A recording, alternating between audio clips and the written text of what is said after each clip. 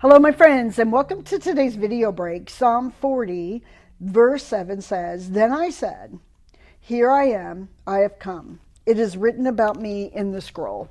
David recognized that God was very aware of David's presence. And it was like he had this awakening to say, You know my days. And David says this so well, that you know my days, Lord, that you know you've got them counted.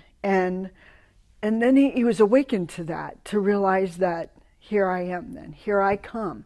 In other words, here I am submitting to the days that you have for me. Here I am, I want to do it your way. Here I am, I understand that you are Lord, and here I am in your plan. Not in my plan, not in the way I would prefer it maybe, or maybe not even the way that I would prefer it, but in the way that I want it, the way that I desire. But he understood that God had it written, and he was just part of allowing God to write his story and submitting to that story. He's the author and he's the perfecter of our faith, and so allowing God just to author your life, and to submit to that. Here I am.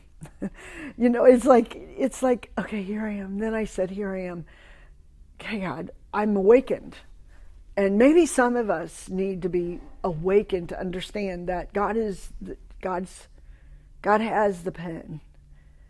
And we fight that, though, so many times about him being the author, because we want to author our own life and direct our own paths. But David tried that too, and it didn't work out so well, because he did things that he knew he didn't, and then he lived with all the consequences of sin, and then the heavy hand of God being on him. And so, children, we can spare ourselves so much pain, so much agony, so much stress when we allow God to be the author and to submit to his ways over our life, instead of trying to create our way around it. And man, the more we fight against God, the harder it gets. So he's the author. And so do you realize today that, saying this statement, can we just agree with David just saying that statement? Then I said, here I am.